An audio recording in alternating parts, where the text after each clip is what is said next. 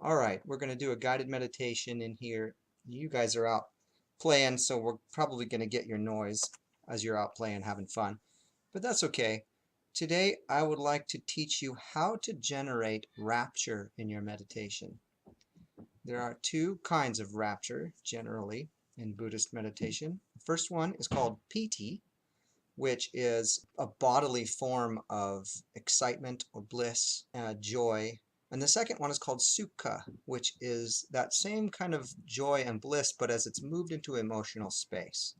We're just going to do a couple of things that will kind of teach you some of the basics so that you can explore on your own and hopefully be able to generate rapture for yourself. So it's very useful to be able to generate nice feelings in meditation. It makes meditation fresh, and it also, if you can sit down and generate feelings like this at any time, conditioned on nothing, just conditioned on concentration. You don't have to do things like pop a pill to get it, drink alcohol, beat up somebody verbally, or to make yourself feel bigger, or whatever. So the first thing that we're going to do is we have to get calm enough that we overcome what are called the hindrances. So the hindrances are grasping, aversion, remember those two gauges? Then we got restlessness, which is just I want to get up, I don't want to be here, that kind of thing. And then we've got sloth. Sometimes it's physical tiredness, other times it feels like just a slog coming down your forehead over your face.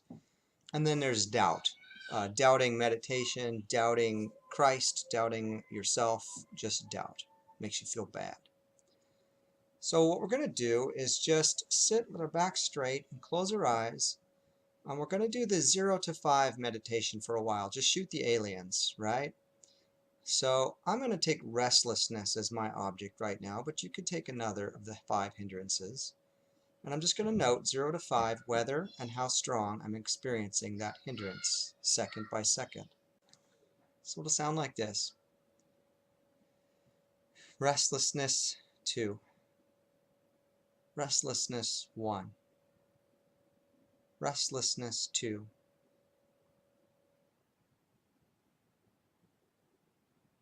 Restlessness 1. Go ahead and meditate with me.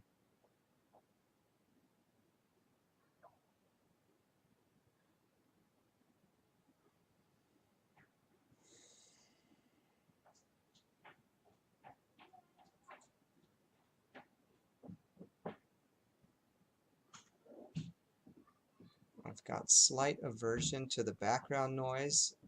Aversion 1. Aversion 0.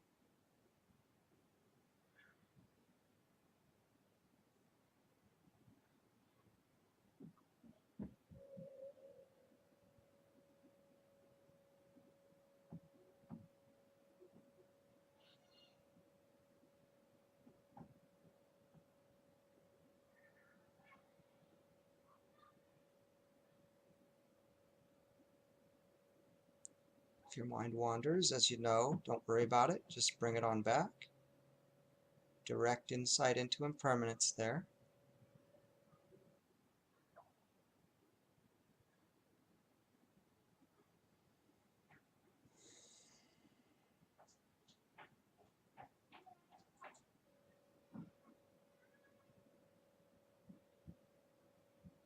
So you might want to do this for a little longer when you're done with my guiding you and want to generate rapture on your own in meditation.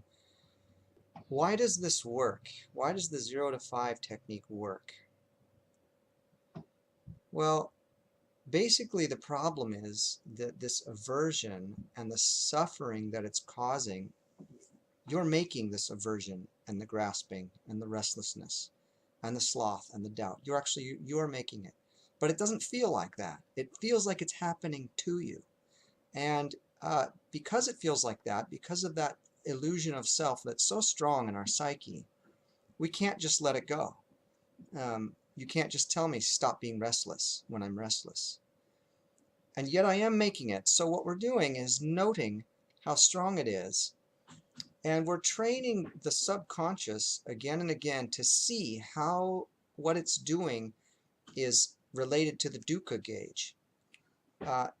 a really good simile that my teacher gave me is like we want to see how I'm the mouse in the maze, and every time I touch the pad or whatever, I get an electric shock, right? And I do that until I finally learn that I'm giving myself a shock by touching that thing. So all we're doing is, uh, with mindfulness, we're seeing that we're causing our own suffering, and we may not even see the action of this happening. But over time, as we meditate, we get the picture. We start to get the joke that we're the ones making this suffering. Why do we not have to actually do anything to let go? The Buddha gives a really good simile here. He says it's like a man who is holding a hot coal. When he suddenly feels that pain, he just drops it. He doesn't have to think about it. It just happens automatically. So that's what we're doing. Just take a few more minutes. 0 to 5.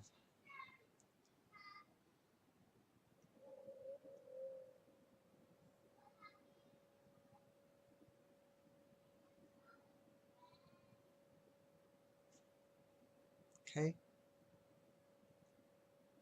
And if you're calm, you can continue with me. I'm going to teach you how to generate rapture. There are 5 kinds of rapture in Buddhist thinking, and I have experienced all of them. I can experience 2 of them at will, and the third one most of the time. So let's start with weak rapture. Weak piti is the first one. Usually this is described as a tingling sensation, aliveness, the pulse moving through the body, the hairs raising on your skin. Some people say it feels like a coolness on the skin. Let's try it. I want you to take your hand, hold it in front of you. I want you to take your middle finger now and just focus on it only with all of your awareness and all of your attention in a calm, relaxed way until you can feel that finger tingling. You might feel the pulse moving through it. You might feel nerves shimmering. You might feel a coolness or a warmness on it that wasn't there before you started focusing. Okay. Now shift your attention to your index finger and see if you can make it tingle. Forget about the middle finger. Just focus all of your attention on that index finger. Feel the pulse, the tingling, sensations, aliveness. You'll hear those kind of words in Tara Brach's guided meditations a lot. That's what she's talking about. Okay, now here's a trick. Keeping the tingling and focus on your index finger, keeping that tingling in your peripheral awareness, go ahead and shift focus back to the middle finger and make them both tingle.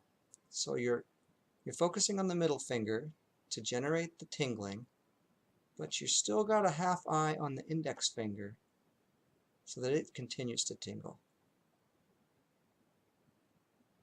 I'm starting to get shooting sensations up my arms, tingling that's actually, yes, my fingers are tingling, but I'm getting showering sensations in my arms. We'll talk about that in a second. That's the second kind of piti. Okay? So the Buddha says that this first kind of rapture, you can be like a bathman with a sponge, where he takes it and he dips a little bit of warm water and he squishes it around, and then he dips it some more and squishes it around, and there's spots that are still dry, so he dips those and squishes it around until it's completely suffused and saturated with water. He says in the same way we can do this with piti. So let's take this new skill I just taught you and let's do what the Buddha says and just suffuse our body in it. It'll be kind of cool. Let's start with our feet. Take all of your attention, closed eyes, and focus on your feet until you can feel the tingling, pulse, sensations, aliveness. Many meditation teachers say feel them from the inside out. And I've got strong tingling in my feet now.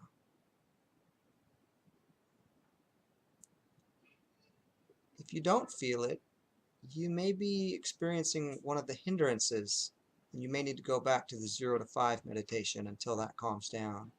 But if you do feel it, keeping that in the peripheral of your awareness, shift your attention now to your lower legs from the knees down, the calves and the shins, so that your feet are still tingling in the peripheral awareness, but so are your lower legs from the knees down. Focus on those calves, shins. You may feel other sensations begin to shoot through your body. Ignore those for now. Just focus on this weak piti.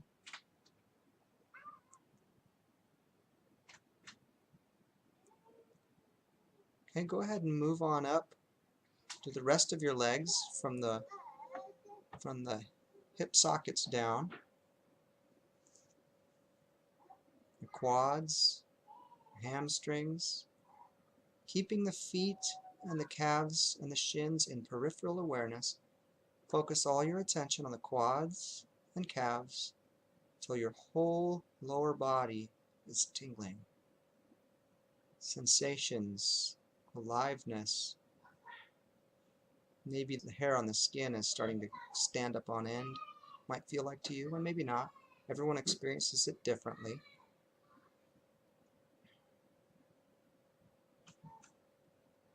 Now go ahead and move on up to the pelvis, genitals, buttocks. Keeping the legs in peripheral awareness, keeping that tingling alive there, but focusing on the sacrum. Let it begin to tingle. It's like you've slipped your body into a hot tub up to the waist.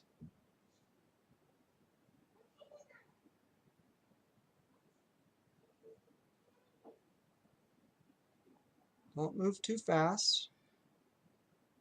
Stay with me.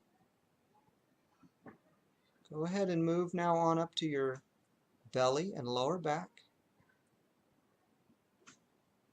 If the mind wants to go ahead and include the whole trunk like mine does right now, you can just go ahead and let it happen.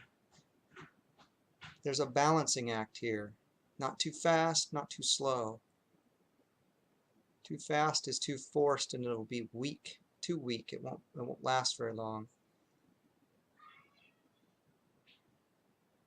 Too slow though, and you kind of are working against the natural rapture that wants to arise. So you should have your legs, feet, calves, shins, quads all tingling, hamstrings, genitals, buttocks, sacrum, and core all beginning to tingle now. Go ahead and bring your attention to your neck, the throat area now. See if you can get that tingling.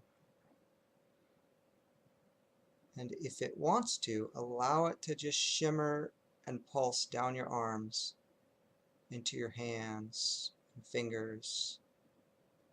So it feels now like my whole body is tingling and like it's been immersed in a hot tub up to the neck. Ah. This is weak piti.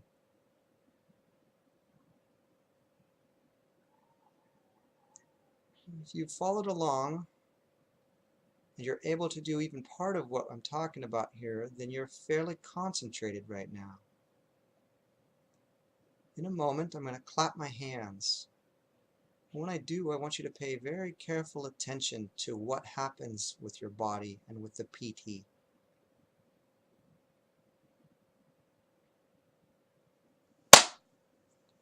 Did you feel that? Just as I clapped, there was a shimmering, cascading, nervous feeling down maybe your back or inside your head or down your spine, shoulder somewhere. That is the second kind of piti, shooting piti. The Visuddhimagga says that it's like lightning that appears on the body from time to time. You may already be experiencing some of this, but what you can do is bring your attention now from the tingling body keep it in peripheral so it still tingles, but bring your attention now to your face, this area right here, the area of maybe a softball size, right there. And include your breath. I want my chin and cheeks and lips and even the nostrils to all start to tingle. And I'm really going to bear down and focus here. When you're meditating alone, take a little bit more natural approach. Don't bear down so hard. But for now, I just want to show you. Bear down. If you're not getting any shooting piti, try taking that softball size area and project it in front of your face about a foot. The bear down point, instead of being right here, just bring it out forward from your face about a foot. You might, when you do that, feel this spot start to pressurize maybe. Just stay here for a minute. I'm feeling shooting piti now coming up right here and here, across my neck.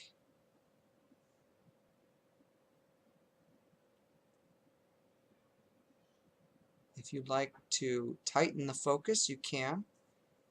Bring it just to the nostril area, and you can help yourself by just sort of tracing your nostrils with your fingers. That might help you get really focused on the tactile sensations of air moving back and forth across your nostrils.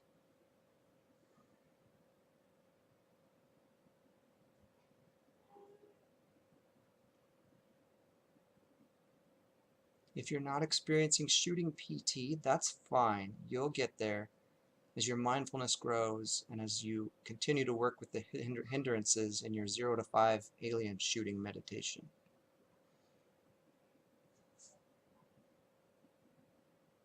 The third kind of piti, though, if you're still with me, is called showering piti, and it's described as waves hitting a beach over and over again. And to do this, all you're going to do is shift your focus from that tight area to a smile. Go ahead and smile. If you have aversion to smiling, I would immediately start doing 0 to 5 meditation on that aversion right now. But if not, if you can smile because you're that confident and you enjoy this, go ahead and smile. And you should be able to feel the lightning shooting piti become more regular right in here. Most meditators feel it as a rising sensation. And here we begin to come to the blurred line between piti and sukha. Piti is this rapturous body sensations we've been dealing with, but you may see them start to bleed into emotional space here and kind of get happy. That is sukha, when it's in emotional space. The Buddha's simile for the difference is a man in a desert finds an oasis, and as he drinks the cold water, it goes down his throat and he just feels great from the drink itself and its bodily piti.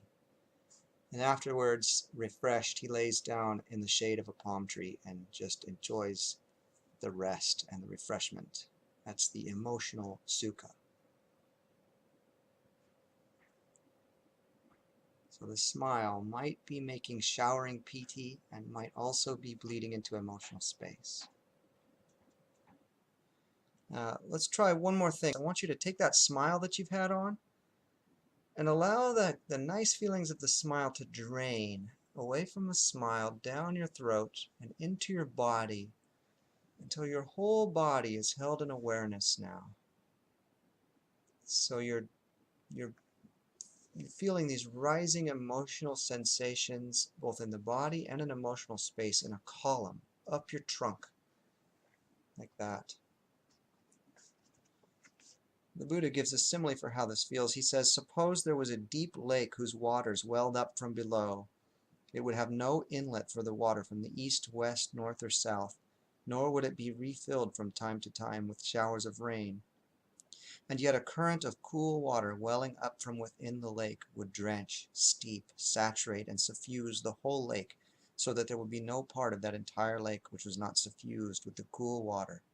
In the same way, one drenches, steeps, saturates, and suffuses one's body with the rapture, piti, and happiness, sukha, born of concentration, so that there is no part of one's entire body which is not suffused by this rapture and concentration. That's beautiful.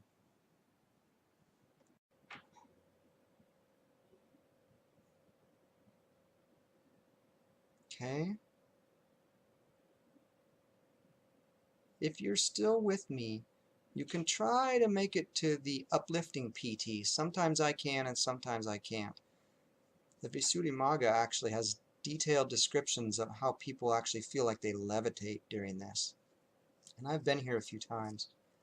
I think the best way to get there from here with the smile and the rapture in the body and the bleeding sukha into the emotional space is to begin to drop phrases in. Happy thoughts, like dropping a flower blossom onto a still pond. So let me just give you my favorite ones. So we're sitting here in rapture. Just toss this thought in. All beings want to be happy.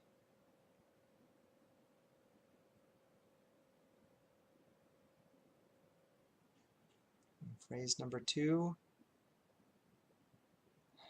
Happiness is difficult to find.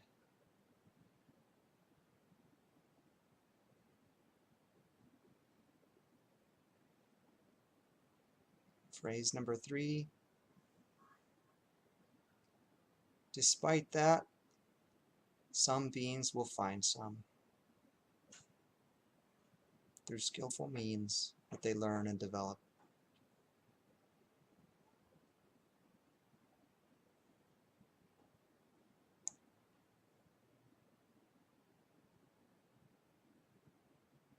Fourth phrase is, no being has their faults intentionally.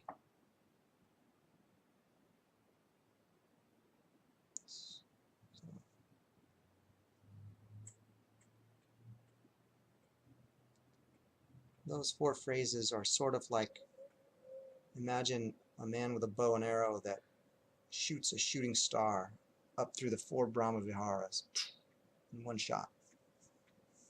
Normally we spend a lot of time at each strata, but each of those phrases is one of the 4 Brahma Viharas. All beings want to be happy. That brings metta on, I think. That's what I'm kind of feeling there. And the second one, happiness is difficult to find. All the difficulties we beings experience in this world, this brings on karuna, compassion.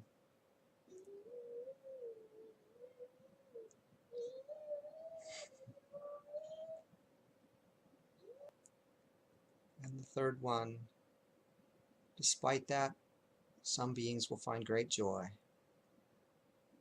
That brings on mudita, the 3rd Brahmavihara, sympathetic joy.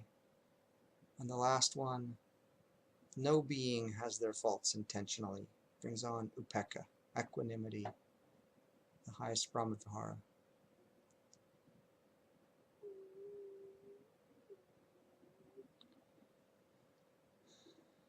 The 5th kind of PT is flooding PT, which I've only experienced a few times, but basically it just feels like God has opened the top of your head and is pouring His Holy Spirit in.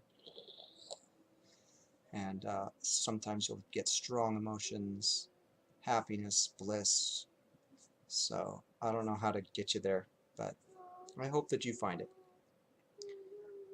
So that is guided meditation on PT. I guess I should probably go help you at the door. You want something. I love you, kid.